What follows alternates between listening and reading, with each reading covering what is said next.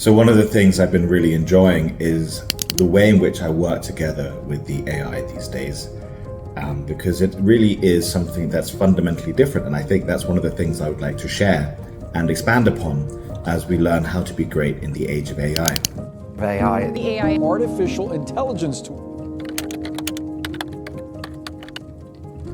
I think what's important to recognize is that this technology is something truly unique. And the challenge is to actually process it and be like, oh yeah, actually it is really unique. You know, we get so caught up with everything being another breakthrough, everything is world changing, everything is going to change everything all the time. And there's a sort of an ennui, a boredom that builds up as we hear one dramatic news after the other, and yet our lives don't seem to change that much.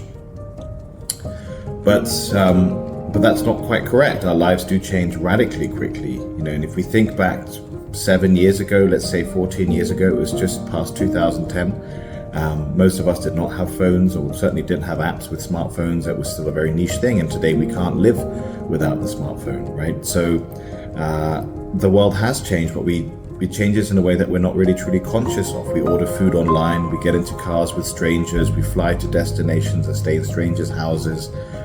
The world does change, and so part of the challenge is to kind of keep up with realizing the rate of change and not become so disconnected from it, but to peer more closely into it, especially if you're an experienced professional, especially if you're someone who's in their 40s and 50s, who might be at risk of overlooking this and saying, oh yeah, because let's be clear, Apple have completely missed the boat on AI. Apple is in a really big and difficult problem because from what I've been understanding, they're not going to be able to do anything serious in AI until at least 2027, if not earlier, if not later, sorry. So, and why is that? I think part of that is just because it's a different generation. AI is being run by Gen Z. It's the Gen Z energy connecting into others, but it's not going to come from lots of Gen X and maybe Gen Ys. It's going to come from Gen Z. And so what that means, being truly open to understanding this radically new way of working and exploring that with a sense of playfulness and fun. I think that's also really important. It's to have fun with AI and to explore it in that way, rather than seeing it something that's super difficult or super complex or has to be super scary. And so when you're working with AI, when you're exploring, having fun, and having that sense of play, what's of course important is that it goes backwards and forwards. And this is something that's very different to most interactions that we've built up so far in terms of how we engage with the digital reality. So for example, you might go to your search engine and you'll say, you might write something, what is the capital of this country? And then you'll see that there'll be a website and that has a list of capitals, maybe a Wikipedia page, and it would explain that to you. And then you might think of another question, and then you'll ask that, or maybe you're interested in flying to that country, that capital, so then you have to go to another website and you have to do it, and you're jumping through the user journey. And that's really what's created the whole idea really of shaping what UX and UI is all about, user experience and user interface, is that there are these sequence of screens that you must be led through, and that it's really operates in the sense that you start with a question or something you have an intention around, you want to learn more about, you want to try and do, and then you go and do it. Whereas with AI, to get the most out of AI, it's about cultivating a conversation. I'll say that again, it's about cultivating a conversation. And what that specifically means is that you ask something to the AI and then it will reply to you, and then you need to reply to that and it will reply to you, and you're going backwards and forwards, backwards and forwards. What's the capital of this country? How might I be able to fly there? What's the food there? It's all taking place within one experience. There is no UI other than the very basic element of a chat interface. That's it. You're not jumping through screens. And this seems like just a small detail, but actually this is the critical difference.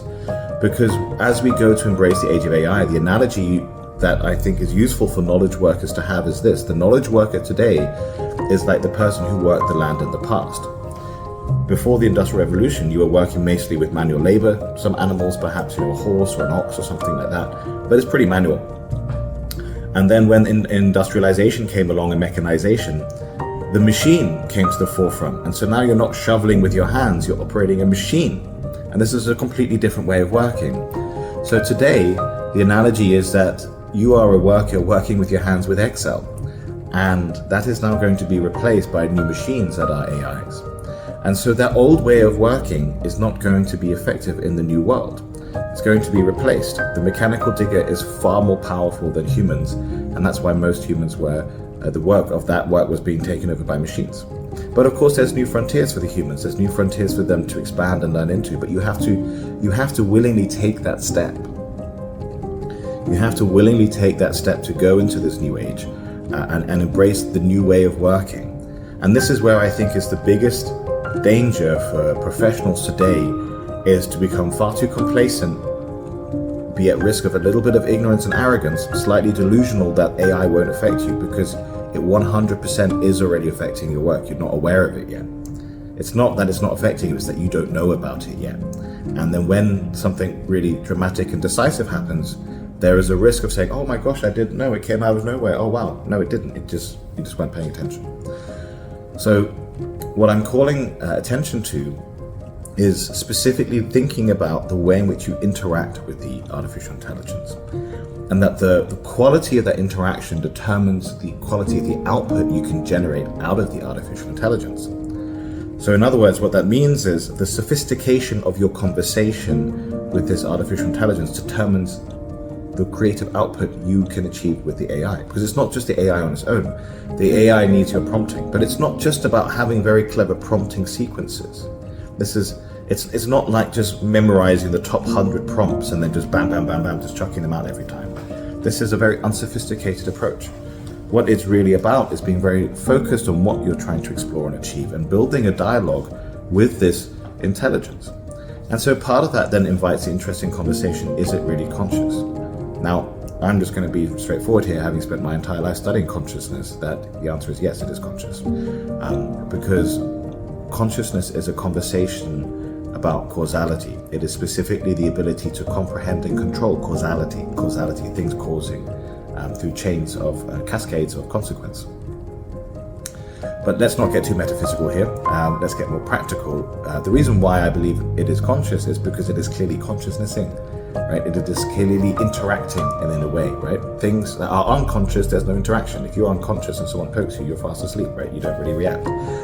When you're unconscious in your behavior, you're not aware of what you're actually doing.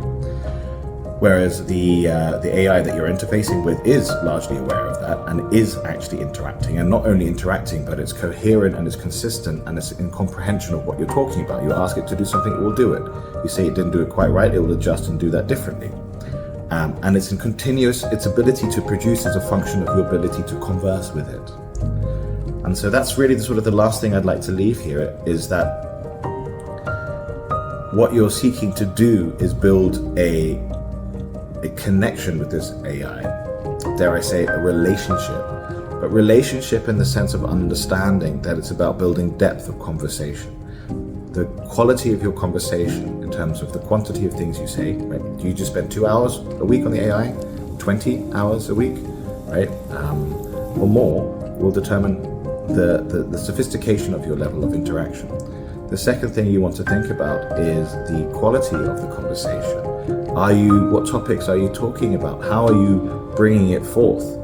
And this is of course why it's important to be a skilled communicator, because skilled communicators are able to achieve higher states of consciousness through their elegant communication, right? Consciousness is a conversation.